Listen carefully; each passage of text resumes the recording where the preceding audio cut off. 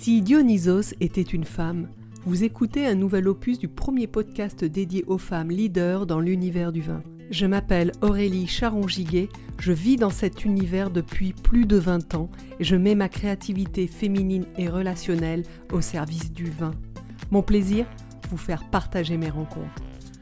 Pour ce nouveau podcast, je suis dans l'appellation Faugère. Je suis chaleureusement accueillie par Françoise Ollier du domaine Ollier-Taillefer. Bonjour Françoise. Bonjour Aurélie. Françoise, pour commencer ce podcast, est-ce que tu pourrais me présenter le domaine Ollier-Taillefer, s'il te plaît ? Alors, le domaine Ollier-Taillefer, donc moi je suis la 5e génération, je suis associée avec mon frère Luc et depuis peu mon neveu Florent. C'est un domaine, nos parents ont commencé à mettre en bouteille en 1976. Donc c'était des vignes déjà familiales. Quand mes parents se sont mariés, il y avait une dizaine d'hectares. Aujourd'hui, il y en a 38. Donc là, on peut dire que la 4e, la 5e et la 6e génération travaillent encore ensemble, puisque mon père continue à nous donner un petit coup de main. Donc 100% en AOP Faugère, bio depuis conversion bio en 2009, donc bio certifié en 2012. Avant ça, on était Terravitis depuis 2001, donc c'était vraiment la suite logique du boulot. Tout est en vendange manuel. On travaille en blanc, rosé et rouge sur les cépages traditionnels de l'appellation. Et on produit entre 800 et 1400 hectolitres selon ce que la nature veut bien nous donner. D'accord, ça représente à peu près 150-200 000 bouteilles ? Alors entre 130 et 150 000 bouteilles chaque année, voilà, qui sont commercialisées par nos souhaits. D'accord. Le terroir. Terroir de schiste, bien sûr, oui. Puisque je suis à Faugère. Je suis sur le petit village qui s'appelle Fosse, au nord-est de l'appellation Faugère, avec des vignes qui vont de 200 à 400 mètres. Donc on va beaucoup jouer avec cette altitude. Ce terroir de schiste il nous amène de la fraîcheur, de la minéralité. Et l'altitude va aussi nous permettre de garder ces équilibres. Donc ça, en zone méditerranéenne comme la nôtre, c'est super intéressant. Tout à fait. On aime les vins frais, les vins pas trop bodybuildés. On aime des choses en rouge qui restent assez aériennes. On n'aime pas les vins qui sont les raisins trop surmûris. C'est pas notre ADN. On aime l'assemblage. On aime les blancs frais, assez tendus. Donc voilà. D'accord. Merci pour cette présentation. Donc la commercialisation, tu le disais, vous commercialisez toutes les bouteilles. Comment ça se répartit ? C'est de la France export ? Est-ce que c'est marché traditionnel ? Et puis localement, comment ? Alors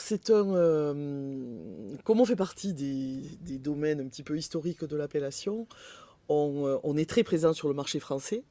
Et beaucoup moins à l'export, parce qu'il y a plus de 40 ans, Faugère n'était pas présent sur le marché français, donc c'était assez facile de prendre des places. Donc on est très présent sur le marché traditionnel, CHR caviste, un tout petit peu de grande distribution depuis quelques années, parce qu'il y a eu une demande et qu'on a fait une petite cuvée pour la grande distribution, c'est pas un gros mot. Et un petit 20% d'export, un petit peu dans le monde entier, sur tous les continents, et 20% de vente directe propriété. D'accord. Voilà, chez nous, c'est quelque chose d'important et c'est quelque chose qu'on aime. D'accord. Et donc, sur le domaine, tu as intégré l'onotourisme. Complètement. C'est une activité à part entière ? Ah oui, complètement. D'accord. Complètement, et on ne parle jamais aussi bien de ces vins. En tout cas, nous, on passe comme ça avec mon frère et mon neveu.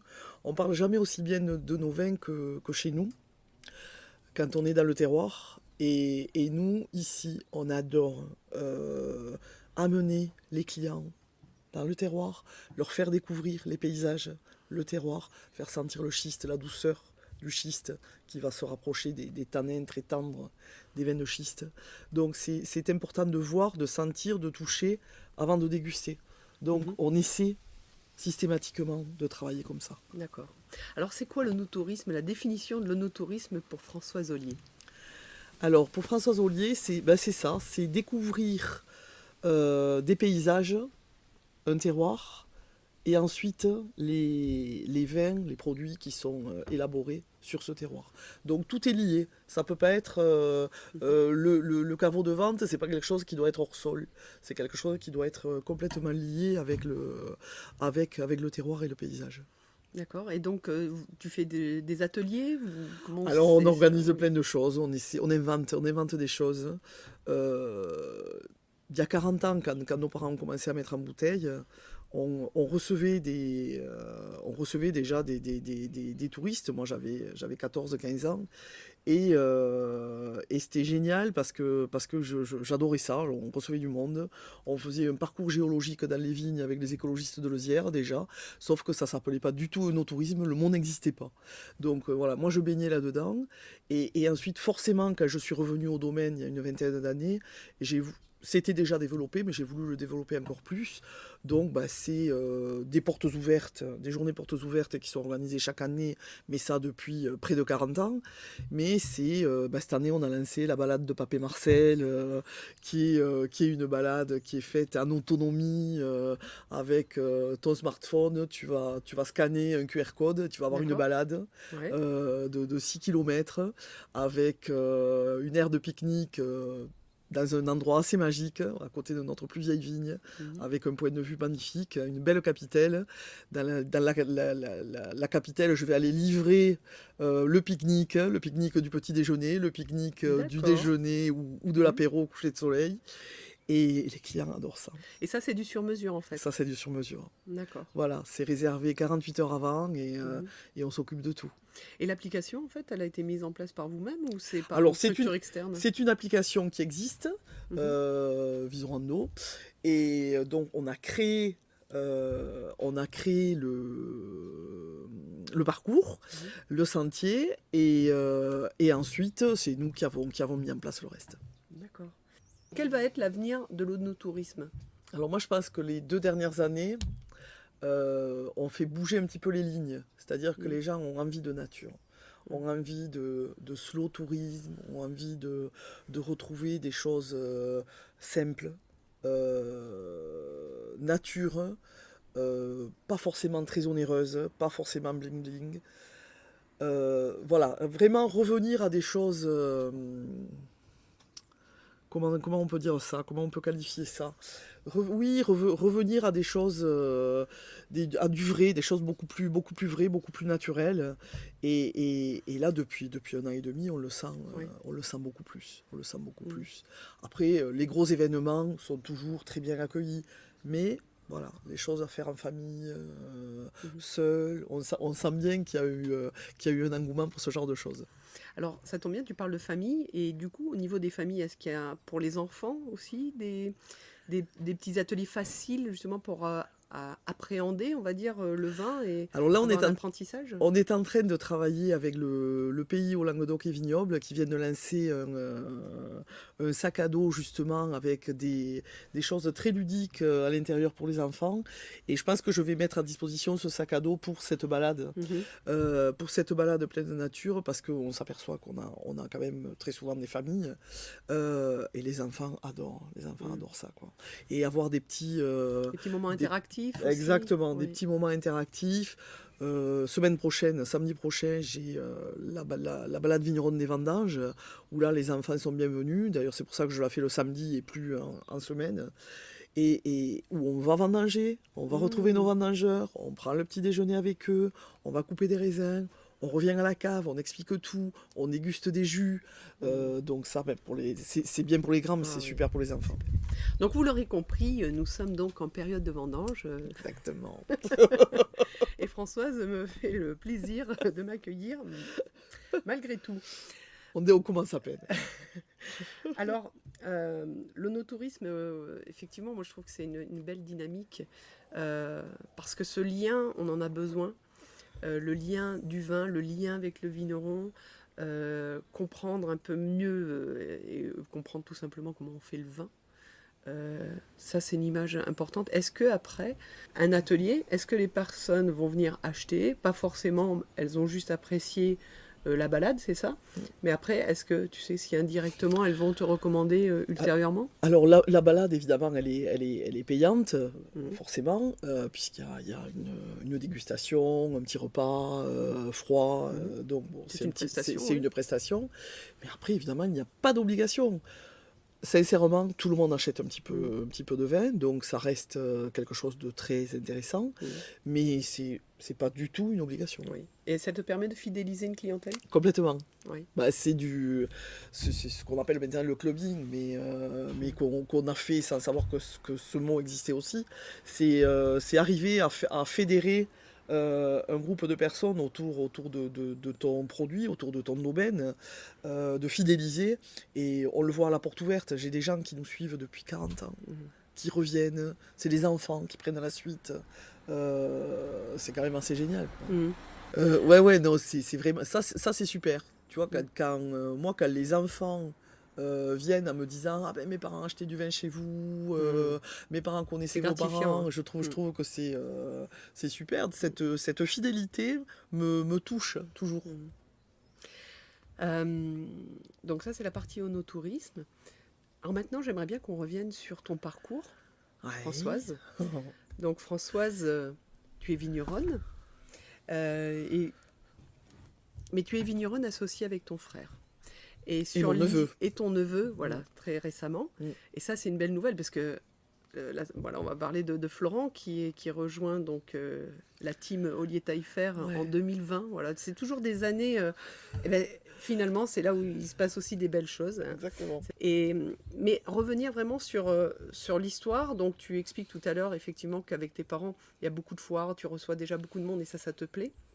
Mais est-ce que toi, tu étais prédestiné au monde de la viticulture, dans la préparation, tu dis, bon, et c'était pas envisageable forcément de travailler en famille, mais finalement, qui est? Le milieu du vin m'intéressait, mais autour de nous, c'est vrai que on a quand même souvent vu des familles un petit peu de vignerons se déchirer, se séparer, des frères qui deviennent ensuite les frères ennemis. Bon, moi, j'adore mes parents, j'adore mon frère, je voulais me fâcher avec personne, donc j'avais dit, je ne travaillerai jamais en famille. Après, ce que tu dis à 20 ans évolue. Donc ça, heureusement, ça c'est intéressant. Moi, je me voyais bien plus jeune organisatrice d'événements, tu vois. Moi, j'étais plus dans la fête et l'événementiel. Comme c'est bizarre. Ensuite, le vin faisait partie quand même de ma vie. Depuis toujours, j'aimais ça, j'aimais ce lien. J'ai compris très jeune le lien que pouvait apporter le vin, ce breuvage, entre les êtres. Donc ça, c'est quand même assez génial. Et donc, quand j'ai fait un premier BTS de compta, bon, ça me plaisait, mais moyennement. Ensuite, j'ai fait en formation adulte BTS commercial vin et spiritueux à Montpellier. Là, j'étais totalement dans mon élément. Et je partais faire un DESS commerce international. Et le président de l'appellation Faugère de l'époque, Guy Roch, me voyait graviter dans les parages. J'allais de temps en temps avec mon père aux dégustations d'agréments, ce genre de choses. Et m'a dit, écoute, on va créer un poste, tu serais parfaite pour le poste. Et donc c'était animateur pour le syndicat de l'appellation Faugère. Et il n'y avait personne. Donc tout était à créer, tout était à faire. J'ai dit oui. J'avais 23 ans et je me suis éclaté pendant 10 ans. Donc, voilà, 10 ans. Voilà, 10 ans animatrice, directrice du syndicat Faugère, puisque c'était pas encore les ODG, où là, j'organisais des événements, tout était à faire, tout était à créer dans cette région. Donc j'ai fait ça de 92 à 2003. D'accord. Il faut le préciser, l'appellation Faugère est récente. L'appellation Faugère est passée AOP en 1982. Voilà. Donc avant, c'était VDQS. Avant, c'était VDQS depuis 1955. Donc effectivement, c'était le moment de dynamiser... Voilà, c'était les années 90, c'était le Languedoc qui commençait c'était les balbutiements de la notoriété pour le Languedoc, pas des vins qui existaient depuis très longtemps, mais de la notoriété. Et donc tout était à créer en matière de notoriété. Et donc je me suis vraiment éclatée à faire connaître l'appellation Faugère sur Paris. J'organisais pas mal d'événements sur Paris. On a lancé la fête du vin de Faugère, la fête du Grand Saint-Jean pour le local. On organisait des opérations en CHR, en caviste. Donc voilà, tout ça, vraiment j'adorais ça. Et jusqu'au moment où mon frère m'a dit, mon frère qui s'était installé avec mes parents, avec nos parents depuis 1990, et mon frère qui dans les années début des années 2000 a commencé à me dire ils partiront bientôt à la retraite, à m'associer avec quelqu'un, j'aimerais autant que ce soit avec toi. Donc là, grosse discussion. Et puis j'ai dit oui. Donc 2003, me voilà associé avec mon frère dans le GAEC. Alors, ça c'est intéressant, mais du coup, comment vous avez réparti les rôles Alors, du domaine? ce qui était super important, c'est de ne pas se marcher sur les pieds pour que justement tout se passe bien. C'est un secret pour personne, j'ai jamais été tellement dans les vignes à part pour promener du monde. J'en suis tout à fait consciente. Donc c'est pas du tout un manque pour moi. Moi ce que j'aime, c'est rencontrer du monde, c'est le vin, voilà. Le vignoble, je l'aime beaucoup, mais on peut pas tout faire, on n'a pas le temps, on peut pas être partout. Donc mon frère, lui, un petit peu plus introverti que moi, donc plus sur la retenue, son truc, c'est vraiment le vignoble. Donc moi, c'est plutôt la partie commerciale. On s'est réparti les choses très naturellement. Lui, le vignoble, moi, la partie commerciale, et on se retrouve sur les assemblages, sur les vinifs, sur ce genre de choses. D'accord. Mais ça permet du coup d'être chacun très indépendant, tout en respectant le boulot de l'autre. C'est-à-dire que moi, sans lui, je suis rien du tout, et lui, sans moi, c'est compliqué. Oui. Donc c'est super quoi. Tout à fait, c'est très complémentaire. Et alors au niveau après des habillages, etc., tout ce qui est marketing, packaging, un produit, tu vas voir les tendances, tu vas dire tiens, ça serait bien cette année si les années des rosés par exemple. Voilà, là c'est de la discussion anticipée et puis on en discute tous les deux et sur ma partie c'est moi qui vais avoir le dernier mot, comme sur sa partie c'est lui qui aura le dernier mot, mais on discute de tout.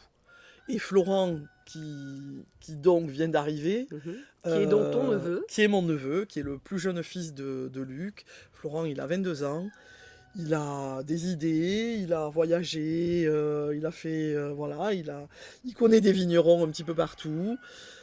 Il voit un petit peu ce qui se passe aussi, il peut amener des idées nouvelles, il prend part aux discussions, on l'écoute, il propose, et c'est comme ça que ça doit se passer. D'accord. Et il aura quand même une section un peu plus précise où il va gravir autour de vos deux Alors, je pense qu'il faut qu'il navigue pour l'instant entre nous deux, et forcément, lui, sa partie, c'est plus comme son père, la partie vignoble et vinif.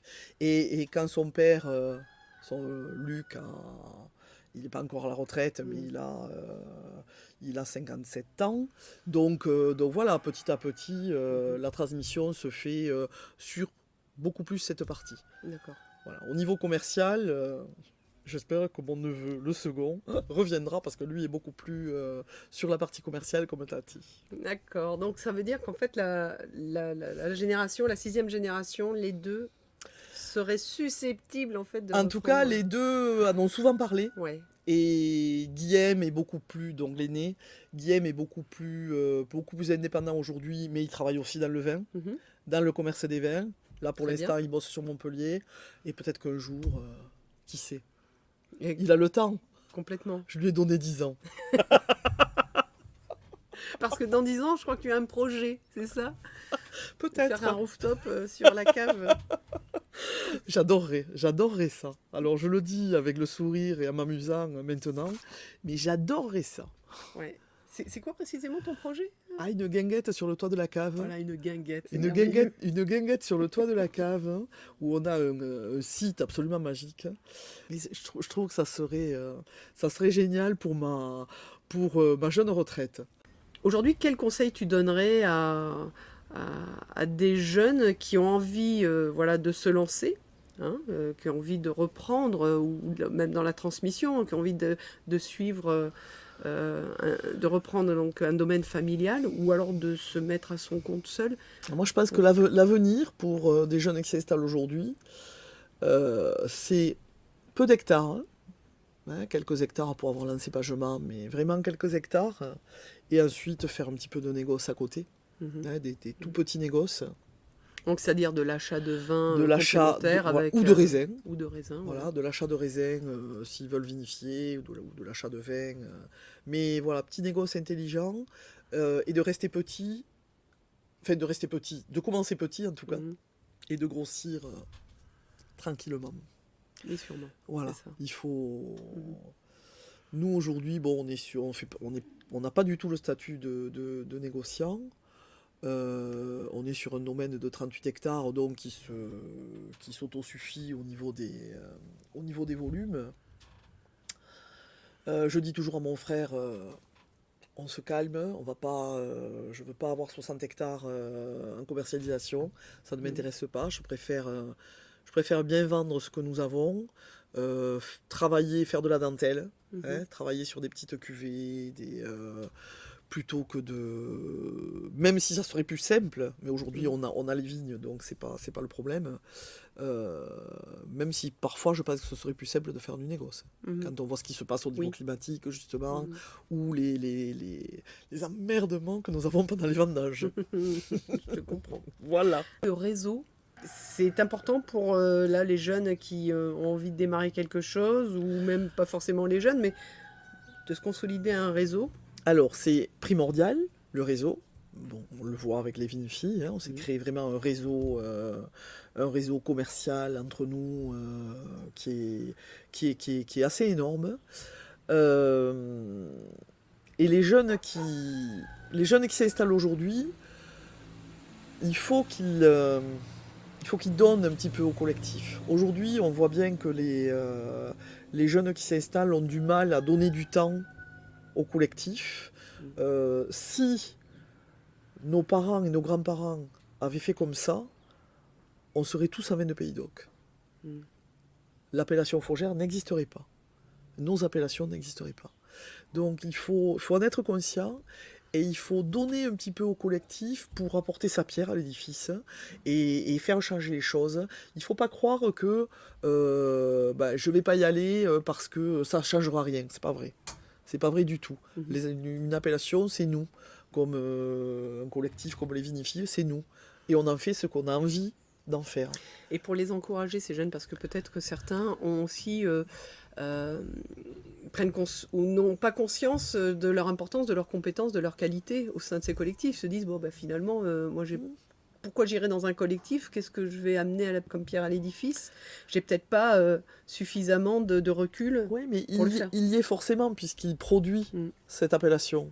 Donc c'est bien d'aller voir ce qui s'y passe. Ouais, voilà. C'est des messages tu vois, et moi je trouve ça tellement important. Et on essaie, on essaie de les impliquer dans des commissions, dans des... Voilà, il faut... alors c'est vrai que quand on s'installe, on a plein de choses à faire, mais alors nos semaines, on compte plus. Il y a bien longtemps qu'on compte plus les heures, qu'on soit jeune installé ou plus vieux installé, c'est pas... De toute façon, je pense que ça c'est tout entrepreneur. Voilà, ne compte pas ses heures. Exactement. Et je trouve ça, s'il y a vraiment un message que j'ai envie de faire passer, c'est ça, quoi. Aujourd'hui, on voit bien que le collectif, l'associatif intéresse beaucoup moins. Les gens sont beaucoup moins dans les associations. Oui. Donc, il faut... Je pense que les temps sont compliqués, mais au contraire, ensemble, on est plus fort. C'est juste. Peut-on dire que tu es une femme puissante, inspirante ou leader? C'est pas à moi de le dire. Je ne sais pas. Je ne sais pas du tout. Je sais pas du tout. J'adorerais être une femme inspirante, mais je ne sais pas. Je ne sais pas. Je pense que tu es une femme inspirante. L'envie de ton neveu de rejoindre aussi la dynamique familiale. Oui, alors c'est sûr qu'on leur a donné envie. On leur a donné envie. Ça, c'est l'inspiration. Et nos parents nous ont donné envie aussi.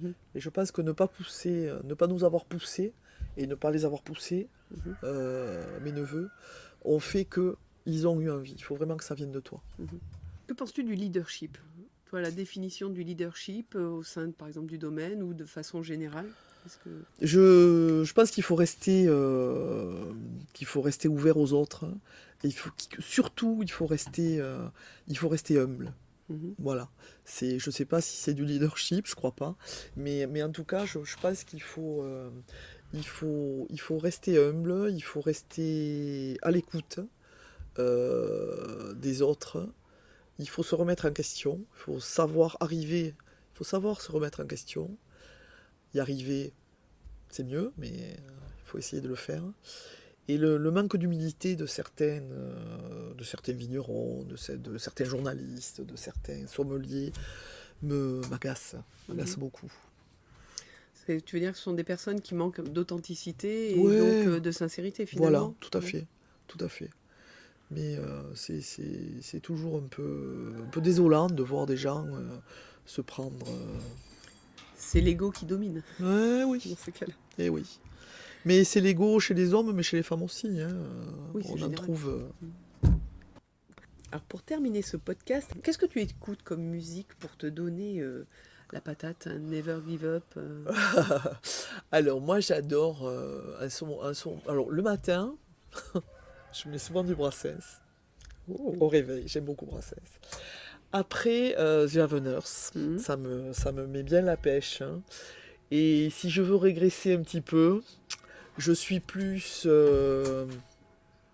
Dire Straits, Supertramp, tu vois, voilà. Je suis plus sur ce côté-là. D'accord. Faut que ça bouge. Faut que ça bouge. Sauf le matin. Voilà, le matin plus calme. Un livre du moment ou un livre culte que tu pourrais nous partager? Alors, à ce moment, je suis en train de lire le dernier Bernard Minier, natif de Béziers, et c'est du polar que j'adore. Voilà, j'aime beaucoup Bernard Minier. Et récemment, là, j'ai vu cet été, là, j'ai lu Tout le bleu du ciel de Melissa d'Acosta, où là, on est vraiment sur une histoire de résilience, qui est un très très beau livre. D'accord, à conseiller. Ouais. Un vin mémorable, s'il te plaît, Françoise. Ça peut être un vin mémorable de la semaine passée, de l'année dernière, ou pour celui qui te reste. Allez, là, je vais faire un petit clin d'œil à mon amie d'enfance, Hélène. Champagne Beaugrand. La cuvée non dosée d'Hélène Beaugrand à Mongueux, dans l'Aube. Un très joli champagne avec de la bulle très fine, une belle fraîcheur mais une acidité pas trop élevée. J'adore le terroir de Mongueux. Dans le descriptif, je mettrai justement les coordonnées d'Hélène. François, sur ces belles paroles, merci pour cet entretien et bien sûr je remercie le coq qui nous a suivis tout le long de cette interview. À bientôt Françoise. Merci Aurélie, à bientôt. Voilà, c'est la fin. Toute ma gratitude à mon invité et à vous, chère communauté. Pour faire vivre ce podcast, pensez à partager, liker, commenter. Ce podcast est natif, indépendant et libre, alors faites-le connaître. Mettez des petites étoiles sur votre plateforme préférée. À très vite pour de nouvelles écoutes.